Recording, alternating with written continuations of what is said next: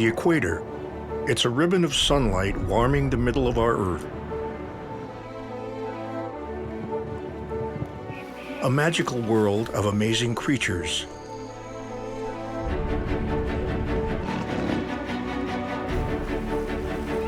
And joyful people.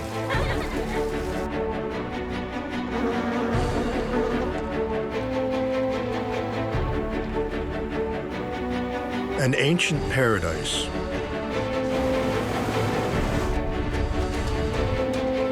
An enduring mystery, waiting to be explored.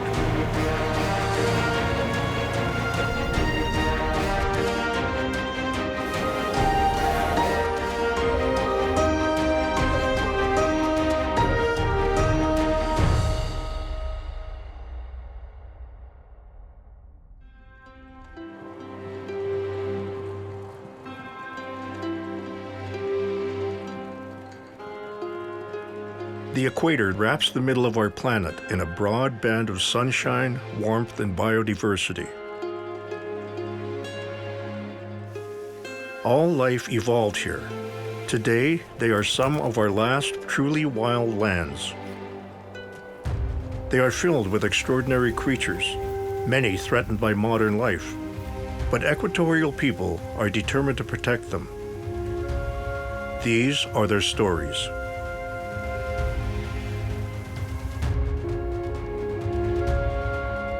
In all its 40,000 kilometers, the equator has few cities.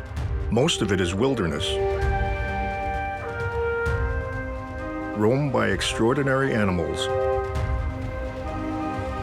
and dotted with villages of poor farmers.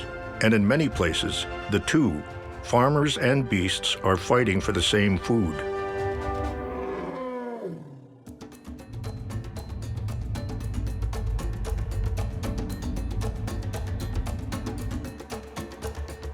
In rural Uganda, a national effort to conserve iconic animals has had the ironic result of turning poor villagers into victims of marauding beasts. Before the national parks were gazetted, the people used to live within the national park. And then with the gazetting of the parks, the people were pushed out so that they can live outside. And it has always been challenging, there's always been clashing between the authorities and the people. They always give them alternatives instead of going into the park and doing the hunting, which the authorities describe as poaching. They always give them alternatives so that they do not have to use the park as a source of survival. So now you find that the people no longer have problems with the authorities. The people now have problems with the animals. Lillian Aherwe is an expert in using tiny creatures to control giant ones.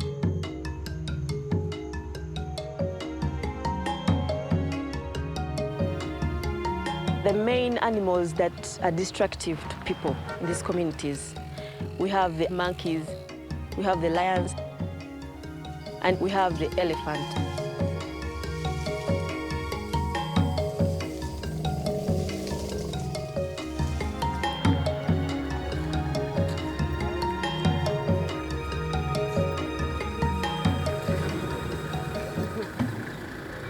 This is our fruit garden, Okay. whereby we are working hard day and night to make sure that the elephants don't come and hit them. So the elephants, you know, they always move in large groups. And then, of course, these are huge animals. Wherever they pass, they leave a mark. Whether it's a tree, they knock it off. They just come in and then destroy everything. You can imagine how a farmer wakes up in the morning. It's really terrible.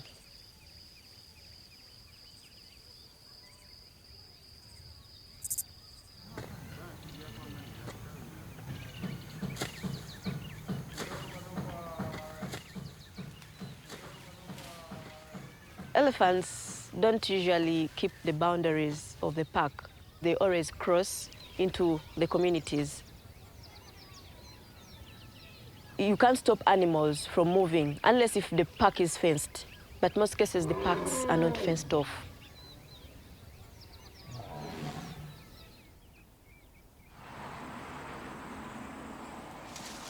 what separates maybe the park and the communities may be a main road.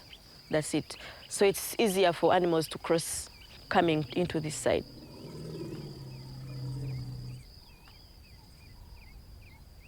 And you know, it's not easy to fight these animals. The people know they cannot kill the animal because it's easy to get a gun and then just shoot it and it dies. But people know it's not right. But of course, their security is also at risk. The smallhold farmers here are surrounded by about 3,000 elephants who live in Queen Elizabeth Park. The villagers must always be on alert for marauders and prepared to deploy their very meager defenses.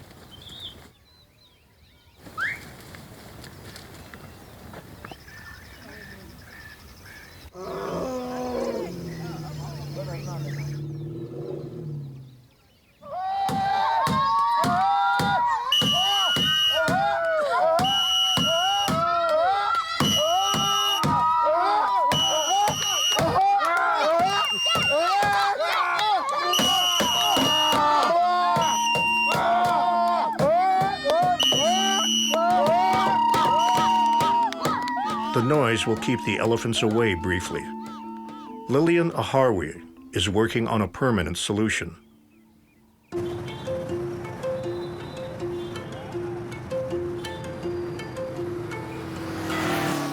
The effort to deter elephants is the unlikely result of Uganda's budding organic honey industry.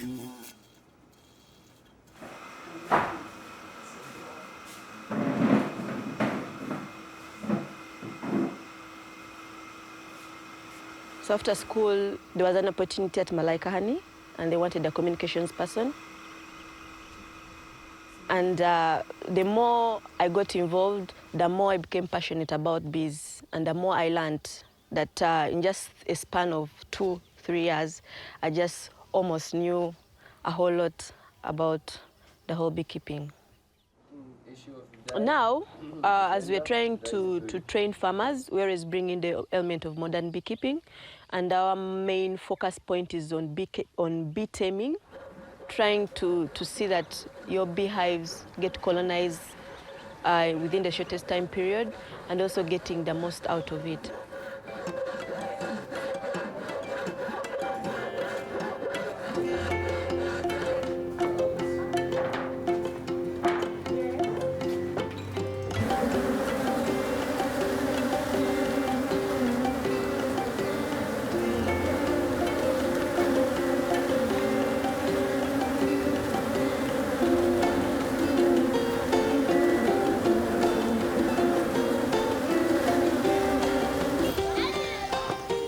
The first step is getting local communities to accept bees.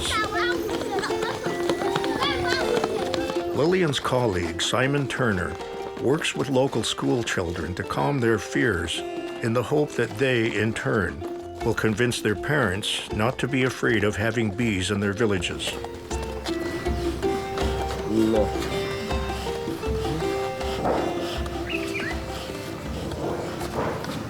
Come around here. And as you saw with the children, you know, actually the kids are right in there. And normally the experiences are running away from bees, and the parents would go there, the dad would go there at night and use a lot of smoke and fire. So I find that really rewarding. These are all girls too. Is that good? Who wants the last one?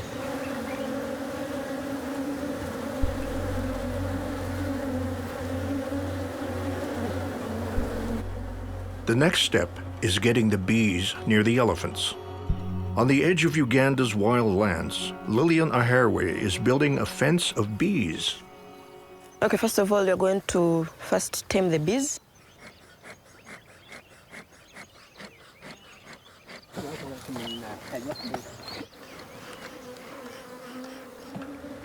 This is an old one, very dark.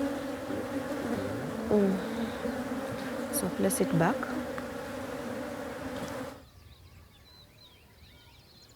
Sometimes these elephants come when they are really determined to eat the crops. The solution we've come up with is doing a bee fence. Now, the elephant does not have a lot of fur. That makes it easier for the bee to sting them.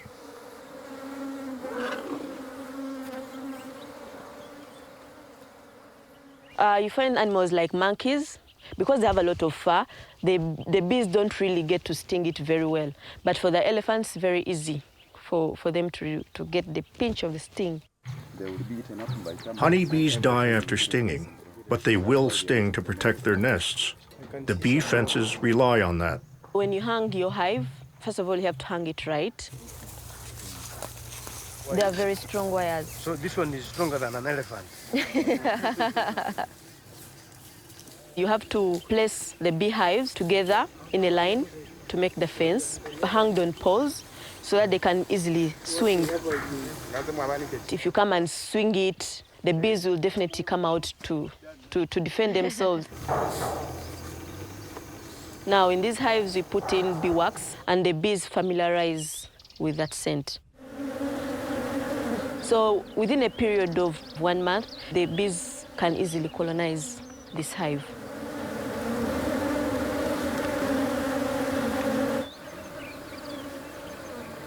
The sound alone is enough to make elephants nervous.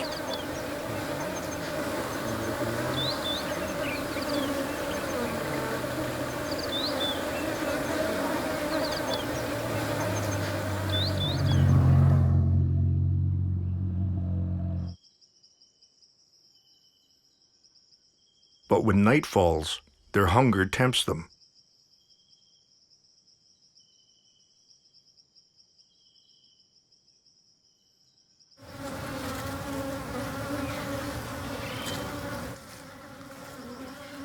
They approach the village.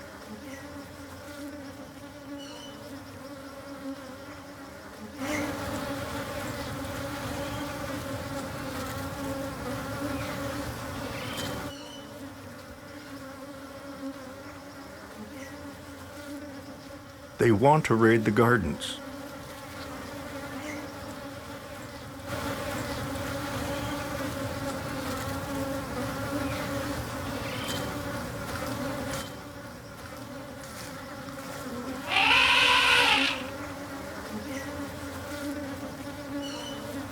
But it's just not worth the risk.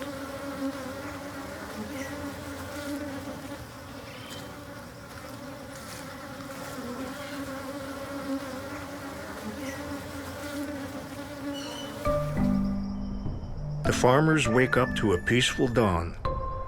The elephants are in the forest, and the bees are making honey. From Africa to South America and beyond, wild and agricultural lands are often so close on the equator that even small-scale farming is a problem for iconic creatures.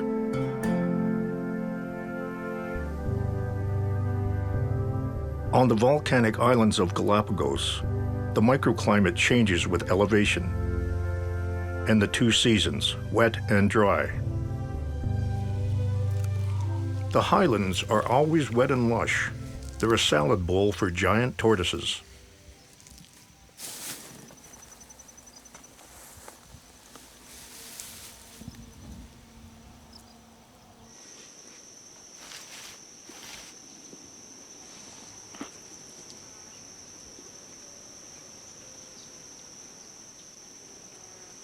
Why would a 600-pound tortoise drag itself up and down a volcano? Darwin asked locals why tortoise trails were going up and down the volcanoes. And of course the locals looked at him and said, well, because they migrate, of course. During the wet season, tortoises migrate down the volcano from the highlands to the lowlands to get the tender new shoots. So in the dry season, which we're in now, there's always a good food supply for tortoises up in the highlands. So when it dries out down here, the majority of the tortoises migrate up to the highlands to benefit from this year-round food availability, because there's nothing down here. Steve Blake tracks the migration using radio telemetry to find tortoises that have GPS tags. Yep. Este. Ya, 88. Sandra. Sandra. 1408. Ya es Kitty. Kitty.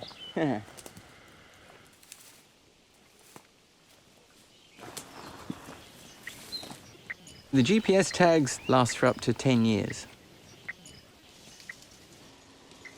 Within that 10 years, we get a position on the tortoise every hour over a decade.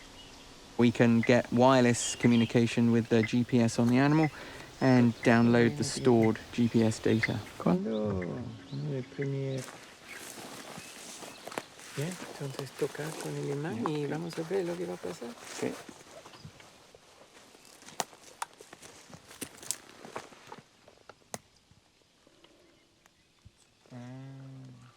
Tag started.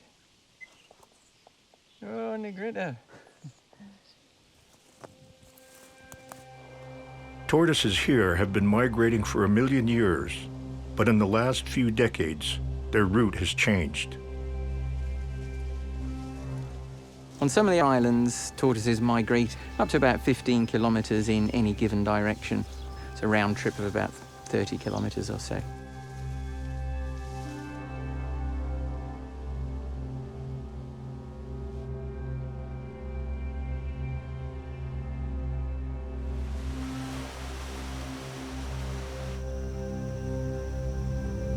Tortoises migrate, go into habitats which they really require. Urban development and social development and infrastructure development of the Galapagos Islands presents some potential problems. On inhabited islands, there's a lot of farming in those upland habitats, so the dry season end of the tortoise migration often ends in farmland. Farmers decide to put barriers around their farms, fences or other things, and keep tortoises out. Then they may be losing critical dry season habitat.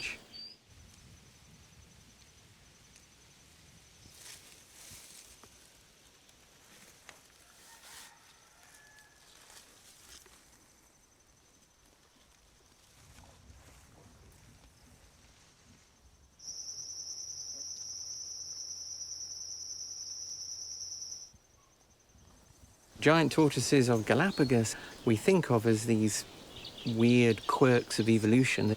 In fact, they're the last relics of a once diverse global lineage that lived around the planet in the subtropics and tropics.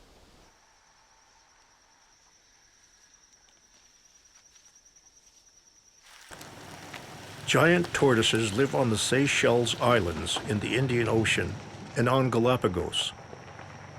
The remote islands harbor the species as it was eaten to extinction everywhere else.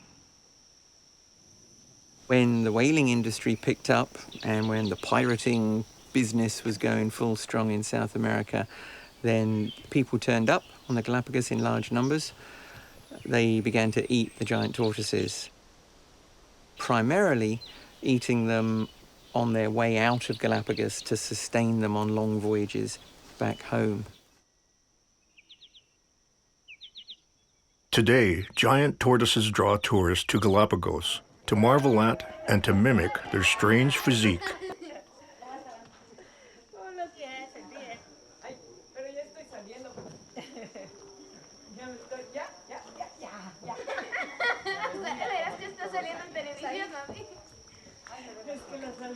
Giant tortoises turned upside down, stuck in the hold of ships. They can live for a year or more without food and water.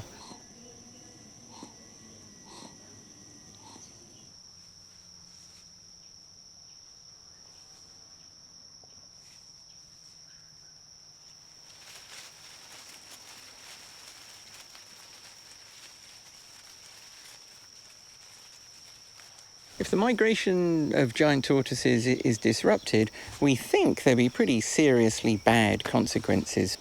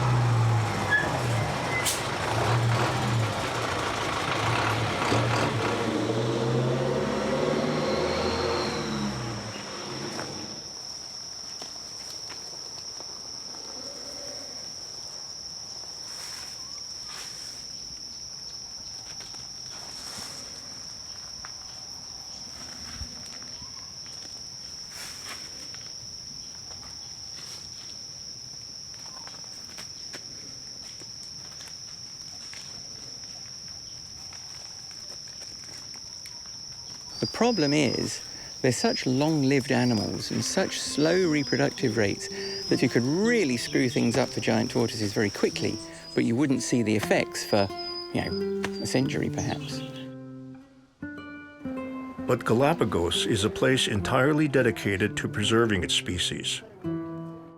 Authorities have collected specimens of the unique tortoises from each Galapagos island to breed them.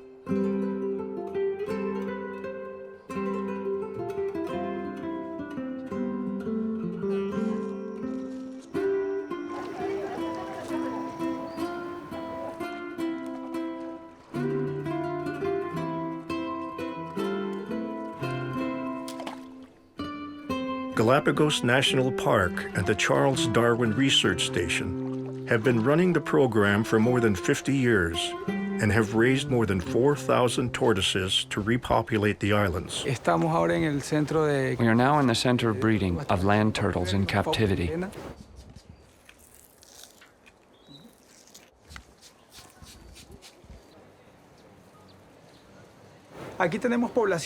Here we have populations of turtles from different islands. They are different species.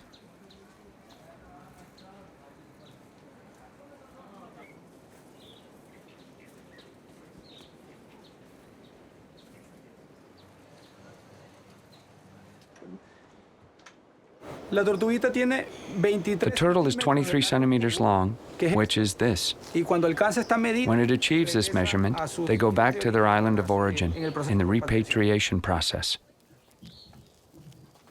We are making sure that all turtle populations are healthy, and they are going to succeed in the future. Because once the species are extinct, there is no turning back. He knows that from experience, they have just had a species go extinct. I met Lonesome George in '72 when he was found. He was found on Pinta Island.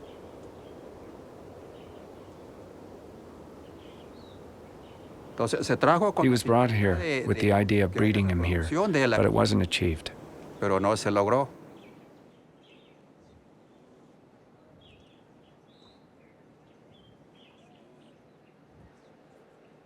Because if they had found a female, the species may have been preserved, but there weren't any. He was the only one. So he was under my care from then on until he died.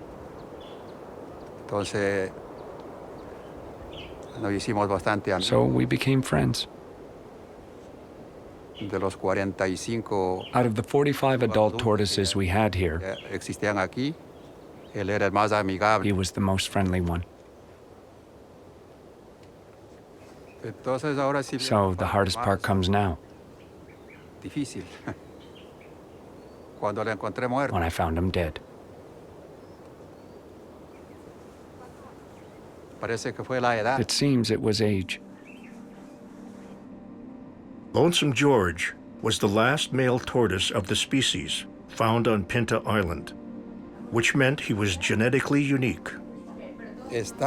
He's remembered because he is the only one of his species. He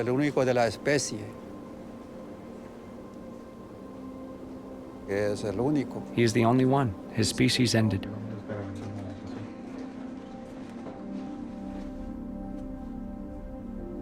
Galapagos Park had Lonesome George preserved, so he would never be forgotten.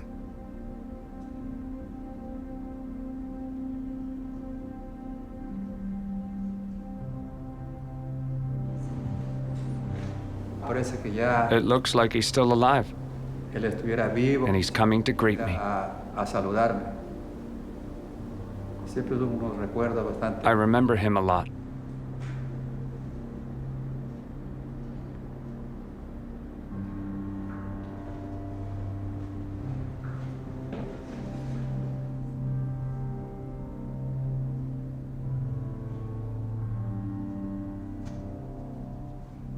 Not long after he died, the authorities discovered a new tortoise species and named it after George's keeper. This turtle lives in Santa Cruz. Santa Cruz has always registered one species of turtles. After an investigative study and genetic analysis, it was determined there was another species of turtle on the island. It is the new species of turtle, Chelanoidus don faustoi, in honor of Sir Fausto Arena. Now Santa Cruz has two species of turtles. Let's say that was a big discovery for science, because on one side we lost Lonesome George, one species, but we won a new species with Chelanoidus don faustoi.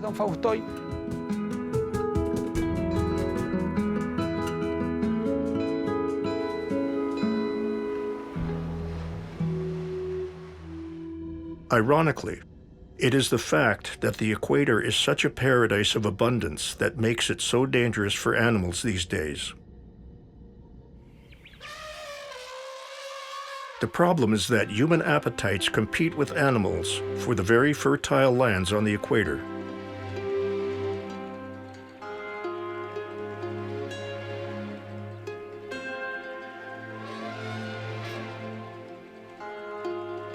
This is Sumatra's last big jungle.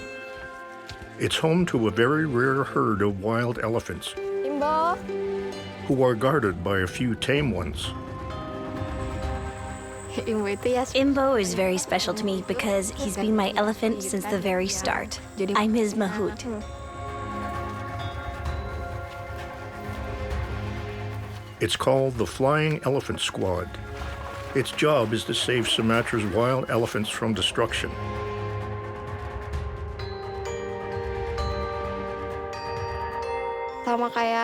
For me, mahout is like a protector of endangered animals. Elephants are now considered endangered species, so mahout is also a protector for those endangered animals, just like what I do every day.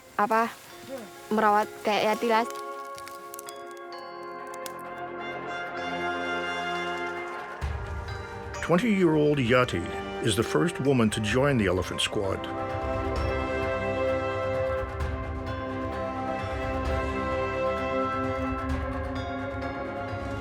Her job is to stop humans and elephants from clashing on palm oil plantations.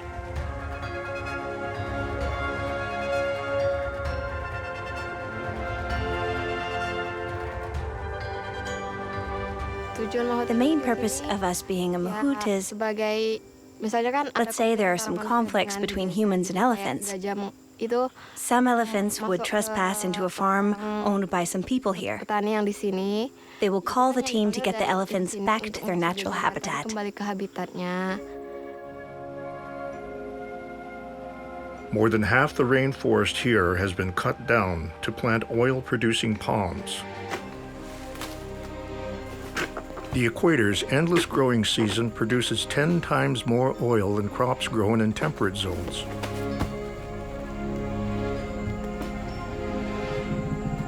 The bounty squeezed from this fruit satisfies a third of the world's market. It's so cheap that it's a boon for industries like biodiesel, cosmetics, and chocolate bars.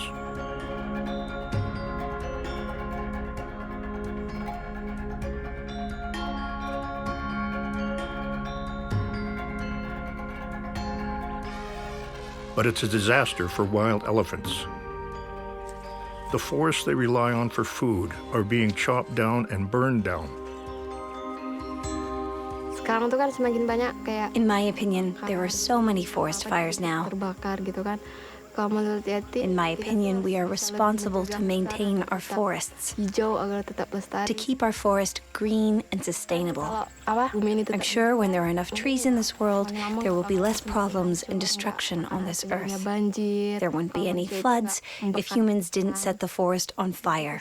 We have to realize that forest is a natural habitat of endangered animals like elephants and tigers. They've all lived in the forest from the beginning.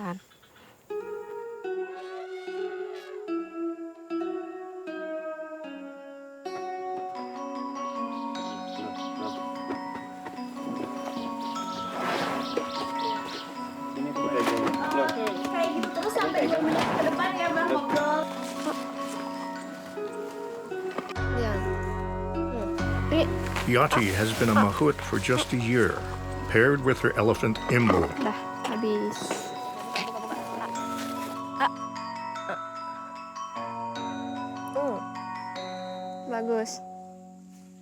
Initially, I was introduced to the elephant. After I arrived, I was told which elephant I was going to handle. Then they taught me how to approach the elephant properly. It was not allowed to approach from the front side because he is a male elephant. I have to call his name first to get his attention, and he has to respond to it. If the elephant doesn't want me to call him, I cannot be with him. Mundur. Mundur. Mundur. Maju.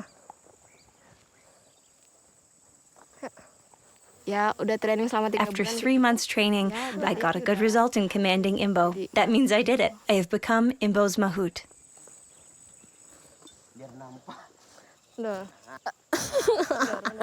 Tege.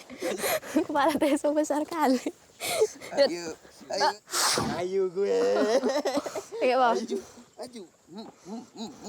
Dorong. Kuat. Yeah, it is all because of Imbo. I really love Imbo so much.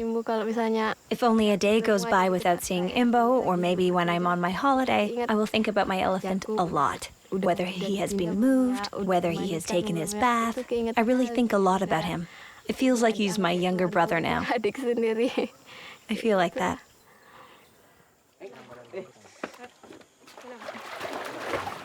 The mahouts spend lots of time bonding with their elephants. They need to be sure that when they confront wild elephants, the tame ones stick with their mahouts.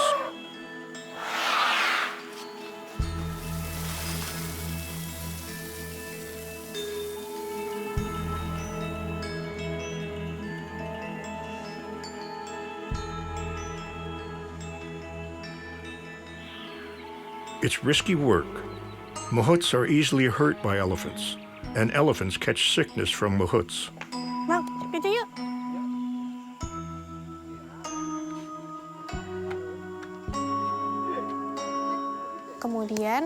When I visit the site once in every month, for a whole week we conduct general checkups. Check-up. Indro, Ria, Lisa, Teso, Imbo. Veterinarian Wanda Sari knows every elephant by name. Oke, menyebar ya. Nah, jadi dokter hewan itu. As a vet, I chose to work with elephants because they are the most challenging. Di mana-mana dokter. There are plenty of vets who work with dogs, cats, cows, and chickens. But for wild animals, there are not many female vets out there. Wanda is a pioneer. Ancient Sumatrans tamed elephants.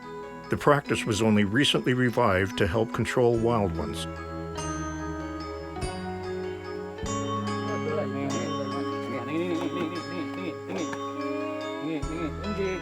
She checks their mouths to see if they are dehydrated.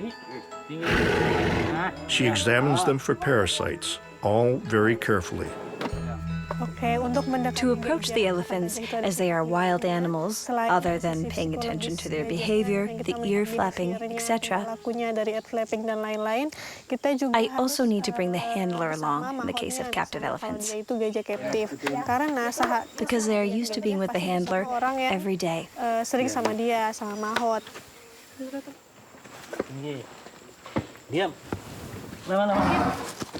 Diam. Diam. Oh, diam. Taruh lagi satu. Oke, sip. Bantu saya. Tur. Salatnya lewat dulu. Imbo. Matiin motor. Udah mandi? Udah. Kotorannya apa warnanya? She's worried about Imbo. She thinks he's anemic.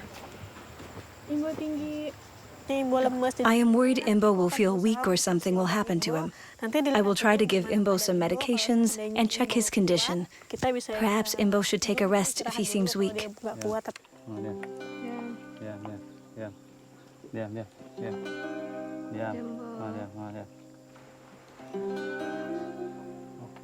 The prescription for Imbo is a B vitamin shot, which of course he hates.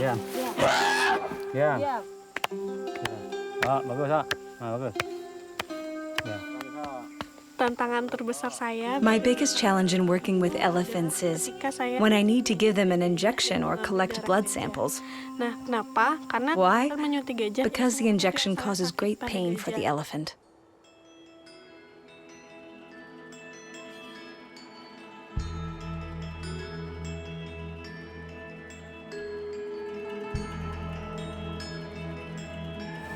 Mahout Yati has nursed Imbo back to health. Now they're training to go on patrol.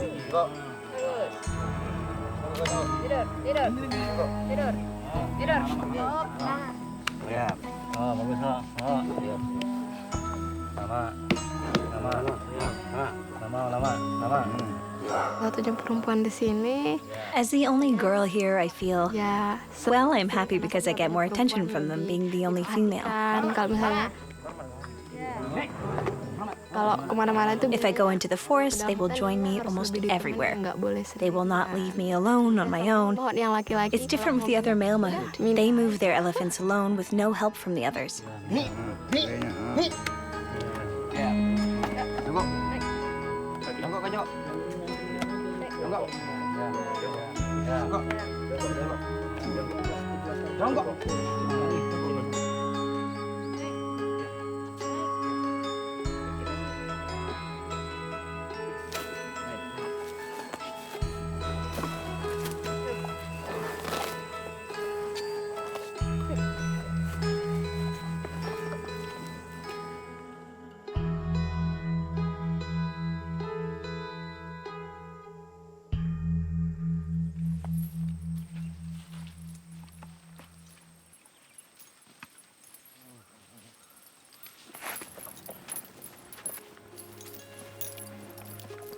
An elephant drinks 100 liters of water a day and needs 200 kilos of plants to eat. Young elephants especially love the tender shoots of palm plants, which puts them in danger.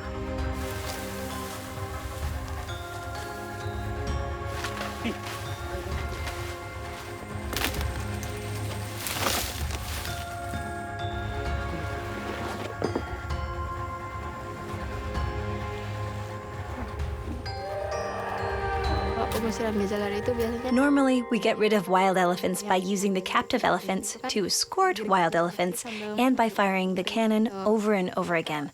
When wild elephants hear the explosion sound, they will run away. But our captive elephants are not scared of it and will stay. They're used to those sounds.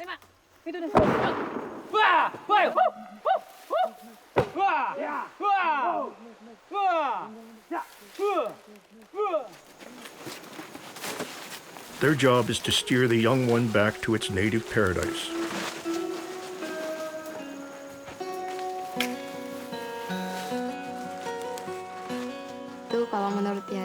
For me, the most beautiful place on earth is a place like this conservation forest. This place is still green. If you are in the forest, it feels peaceful, pleasant, quiet, and calm. This Tesonilo is the place for me.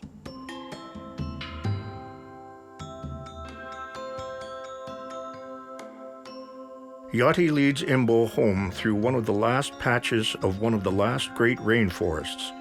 The young elephant, the young woman, and her tiny band of mahouts form a thin line between Sumatra's last wild elephants and extinction.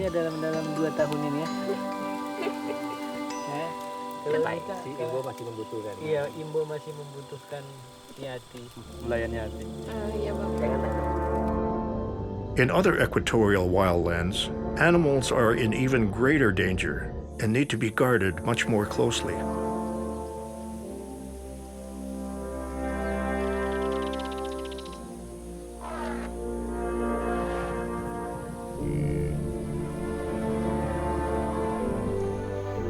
The Old Pajita Conservancy is a 90,000-acre oasis for Kenya's most iconic species.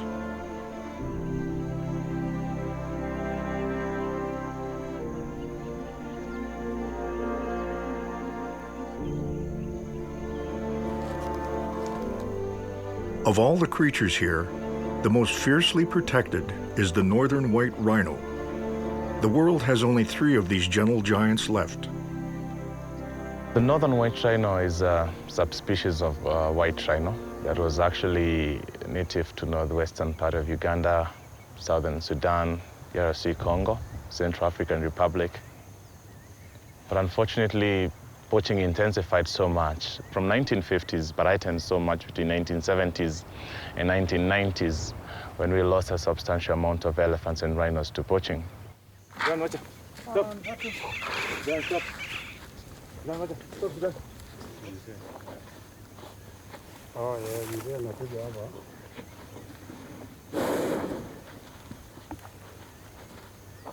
you scan the native homelands of where they come from, the political instability is what facilitated their populations to, decline, especially the rebels and the guerrilla fighters. And they realized the value of the horn. That is when they took advantage of that and killed the northern white rhinos to have only 3 left as of now.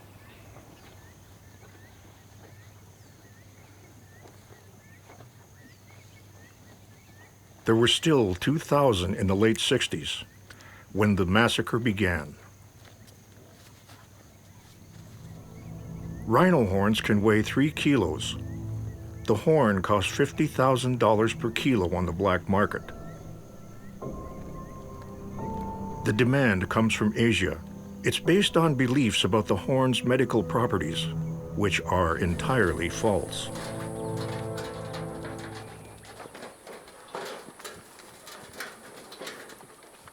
Done, boy.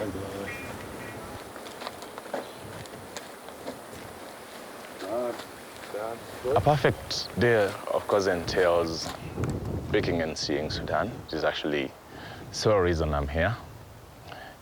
Him being okay, makes my heart happy. Sudan is the last male northern white rhino alive. He is a relic of the past and a message for the future. Good.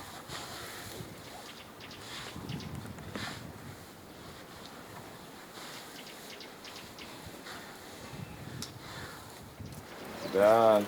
Boy. One boy. Done. Typically, rhinos will live 40 years in the wild and up to 50 years in captivity. So Sudan being 44, if somewhat linked to human life, it can be like between 97 to 100 years in human life. So he is actually very old.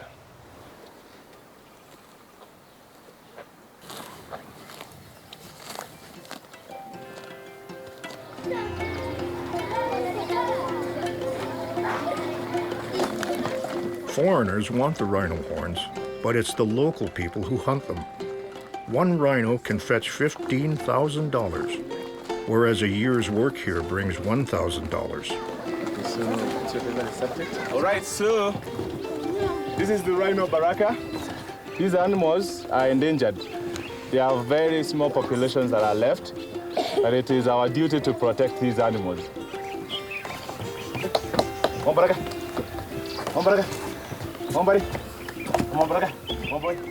If you are able to change the mindset of the young people, you are either changing a future poacher or an animal byproducts dealer, or either you're changing the mindset to be a future conservationist. Because if we have to have a dream or a vision for these animals, then it basically has to start with young people.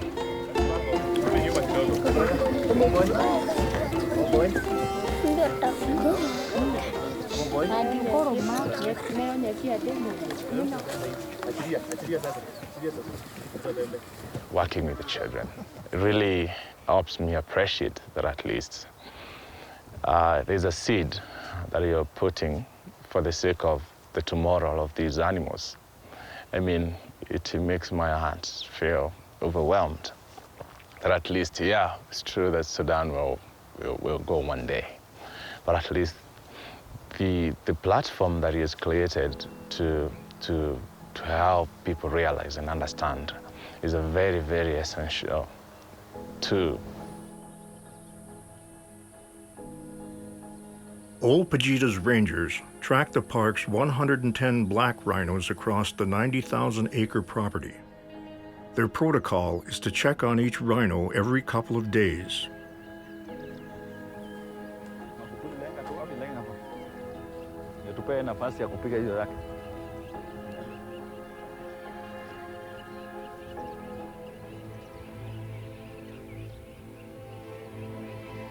We have about 60 and over rhinos, both white and black.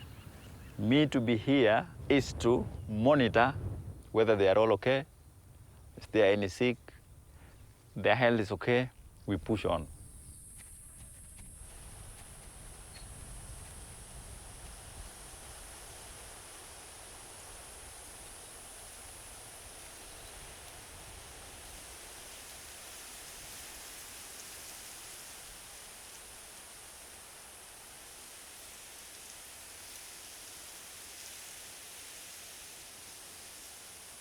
Poachers always came in daytime or earlier, like 4:30, 3:30 there, they may come in.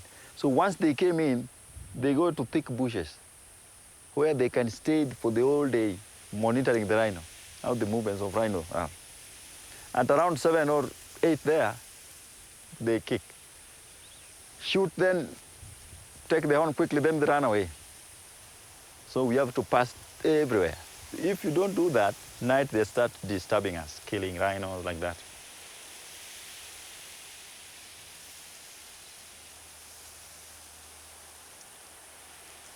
This park has a lot of rhino in East Africa.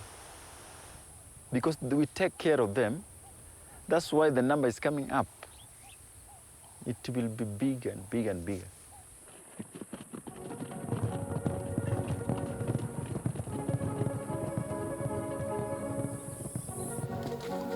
Northern white rhinos are a different story. There is only one male of the species left, the very elderly Sudan.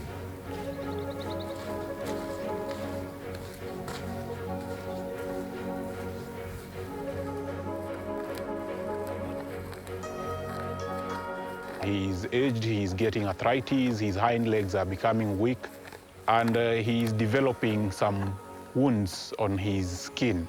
These are because of his lying down most of the time, and he developed these pressure wounds.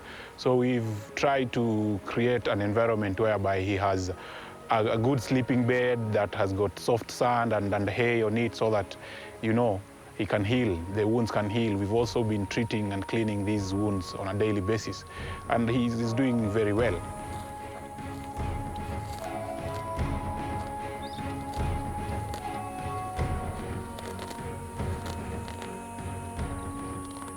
Reproductively, he is not able to mate and reproduce with the other females because of his age. His sperm is low, he has a low sperm count, he cannot mount a female successfully and sustain an ejaculation and an intromission. We also are of the view that once he interacts with the females, they get to harass him, and he cannot handle that. So, but then, we expect that he can give us a few more years.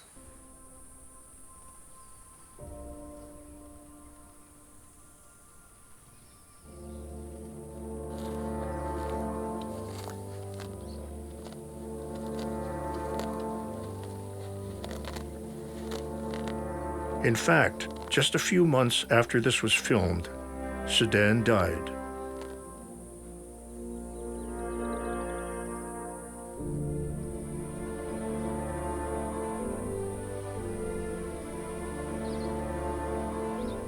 James wrote a eulogy that said Sudan inspired him to continue working for conservation. We never give up, especially when what you're fighting for will never speak for itself. So you definitely have to play your part. As much as possible, play your role, and then, yeah, everything will be fine.